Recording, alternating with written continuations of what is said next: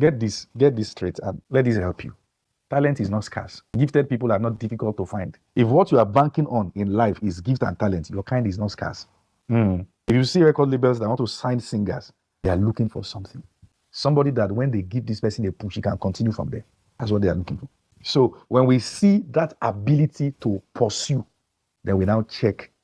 Because this fellow can be gifted and yet sleeping morning, afternoon, and night. They check the fellow's ability to deliver, to make profit. And you must understand this, that even God is profit-oriented. There are Christians who are, I call them the elder brother Christians. They hate the fact that the younger brother who fell away was brought back and celebrated. That guy who had the audacity to go that length will also have the audacity to do the right things better than the one who is not trying at all. You must understand that. And that's the mistake. So we are trying to bribe God with the fact that we have a clean sheet. We forget that the one that we are trying to bribe is the purest of the pure. I don't know if you understand that. That you must understand this. Both God and the devil are interested in people who have the ability to bring back returns. There is the profit aspect of the kingdom. Daniel chapter number 1. When they brought out the Israel exile from their own land, brought them to Babylon. I mean, look at the requirements that the palace, the office of the king in Babylon had on ground. They talk about people, children who are of the royal seed. Why is that? Because they don't want to start from the foundation for anybody. They need a minimal level of exposure. Then those who have the ability to learn, who can learn the language of the Chaldeans, who can learn science and learn all those things. But they have to be royal blood. Because there's a culture. There is what is required. The number of those they found that day, we didn't know. But at least we know Daniel, we know Shadrach, we know Meshach, and we know Abednego. But there are people that, unfortunately, both God and the devil can't use. That seed, that seed to deliver, that seed, that ability to deliver, to not be neutral through life, to not go through life as one who is merely existing, to be concerned when things are not the way they should be. That dissatisfaction, it's a seed. Not everyone has it. That internal seed that puts you in that space where you keep having a restlessness. Sometimes what you have is not peace, it's complacency. We mistake the boat. I just enjoy peace. You are in trouble. Because with the way your life is going, you ought not to have peace. This is not the kind of peace that God promised. There is the natural discontentment that shows in the person's life that the person will be great. It ought to be there as a basic requirement. It's supposed to be a basic observation. If you notice that this is happening in your life, that there's just that hunger, that panting, something telling you there can be more, I can innovate, I can do all those things. There's no problem. You are in the right space. If you don't have that in there, that's when you should be afraid. So you in dealing with people, you want to look for people who have that hunger. How do you know a person is hungry? They keep opening pots. They are checking. They are looking, what can I cook? Many Christians don't open pots. They are not hungry. Religion has messed up many people. You know, this concept that we have about God, that when your time comes, you will shine. As what? And, you know, this life is a one-way ticket. So, and every time you celebrate a birthday, you can't celebrate it twice. It's just once. And that one is gone. That's the only experience you will have of that age. It's just gone. There are people that are not investable. You look at the parable of the talents. Jesus was illustrating the ability of God's children to make profit. The one that they gave 5, went to trade with it, came back with 10. Same as the one that was giving 3. Same as the one that was giving 2. The one that was giving 1 buried it and said, I know that my master is a wicked person. He's trying to reap away. And that's the problem. I'm going somewhere. That's the problem with many Christians. Many of us. That hunger is not there. And you see, I was given an illustration in one of the private classes I had. You should get it. I think it's on the digital library, Femi LAZARUS digital library. The message titled, Are You Really Behind? Look at a relay race, for instance. You see hundreds of people. They put them in one space. They're about to start running. It doesn't matter who is in front. It doesn't matter who is behind. Everybody will be tired when they are tired. The race is too long for the space to be an advantage to anybody. And that's the way life is. I think I shared a story. I remember one time somebody close to me had the results, and I didn't like the result. We were on campus. And I just said on his behalf that, no, we need to contest this result. This is not right. Something must be wrong. And he said, no, I know my capacity. And I said this. I shook my head. I said, there's a problem here. All right.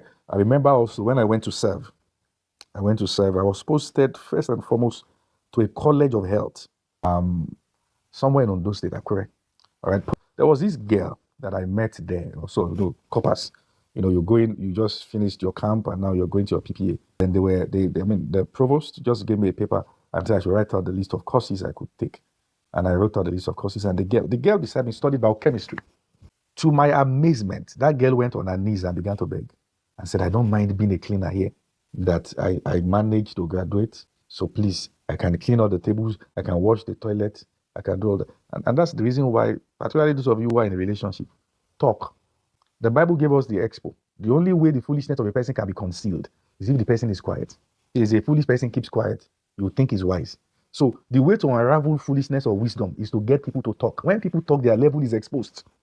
If you want to be a global figure, you have that drive within you. Now you are doing life with somebody who is very handsome or fine, but the person is always responding to the force of gravity. They are too heavy for flight. Won't go anywhere. But thinking forward, the fellow is thinking backward. There's no compatibility in sense. That's the problem. Anyways, but since you say God said as your spouse, who can argue with the Lord? That's the problem. And that's we are Christians. Some the fellow is entering what will kill him. He said God said. That person that you are saying God said now, if that person is not fine, we God say, let's say that today now, something happened, a fire incident, the person's face got burnt. Suddenly God will change the mind. The God who checks beauty and doesn't check brain is not my God. It's religion. I think Uncle Kwe is here. He shared a story. He might have forgotten the story, but I remind him. They went for, was it camp meeting or what's the meeting? Then somebody began to prophesy and start assigning spouses and say, nobody marries anyhow like a Christian. Honestly, begins to assign spouse. Jesus Christ. Said the brother that was prophesying had a sister there that he liked. And everyone that stood there as competitor to get that sister, he reassigned and reallocated someone else. And said, you, that's your wife. That's prophecy is not epilepsy. Okay? You, this one, and then he apportioned everybody their own corner. And I looked at him and said, Alagba, sister, the boy is here now. You didn't, is the Lord not speaking? The sister, is she not going to marry? I said, the Lord has use for her. Smart guy. Bad guy. Clock it. Bad guy. The Lord, that's the way many people's life has been made miserable. Like I said, the last time I had this session with you, I believe that when Africa took the baton of religion, we went backwards. Spirituality and religion, they are not the same thing. Until you separate it, you will not go forward. Let me describe what religion is. When Adam fell, he was stripped of the glory. He had to take fig leaves to cover himself. That is man-orchestrated method or idea to approach God. It's organized, but it withers. It is the glory that fades. It's man's idea. It's not God's idea. And the problem with those things is that they can cage you for life and destroy you for life. It can shape the way you see life. It can shape your perception.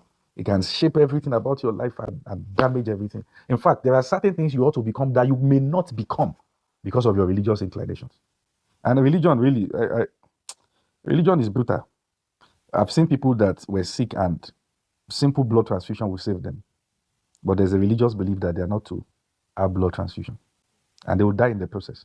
That kind of ideology that welcomes people's death prematurely and forgets that every intervention in medicine and science was actually from the wisdom given by God.